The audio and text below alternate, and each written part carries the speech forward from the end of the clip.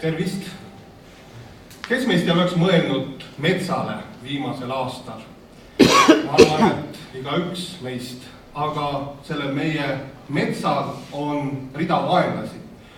Osad vaenlased on pisikesed, sageli jäävad nad märkamata ja objektina, kes Eesti metsale ja kogu Euroopa metsale väga suurt kahju teevad, on männikärsakad.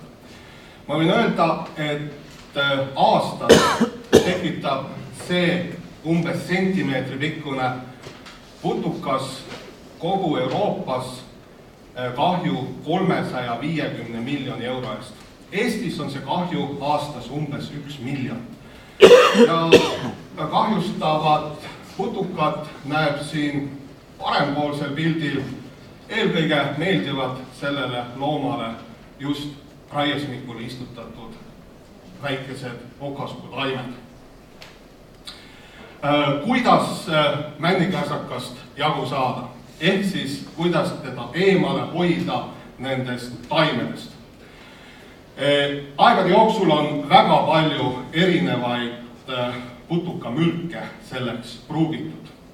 Viimasel 10 aastal on Euroopas ja ka maailmas, sealhulgas ka Eestis, kasutatud ühte putukamürki, mis on neonikotinoidid. Neid putukamürke hakati tarvitama varem, kui teati, milline mõju on nendel mürkidel keskkonnale. Taimes säilivad need mürgid mitmeid aastaid, samamoodi mullas, ja inimesele on need väga mürgised. Ja ometi ka Eestis neid mürke kasutati ligi 10 aastat. Kuidas see männikärsakas ära tunneb puu? Lõhnad, mis puust välja tulevad, emiteeruvad, need meelitavad putukad puud ründama. Kui me paneme sinna puule ümber mingi keemilise lõhna, siis männikärsakas ei tunne seda toiduobjekti ära. Samamoodi toimivad neonikotinoidid, aga väikese erinevusega.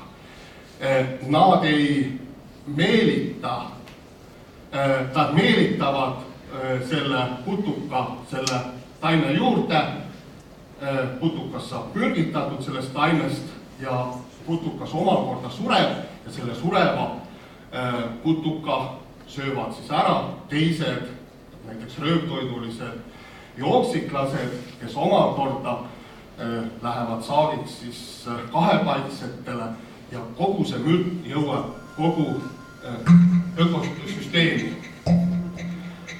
Kuidas säästa looduslikult? Igasugused erinevad biovahad, mis katavad selle taime ja selle lõhna. Seda projekti on toetanud ja toetab RMK ja KIK. Tänan teid tähelepanu eest.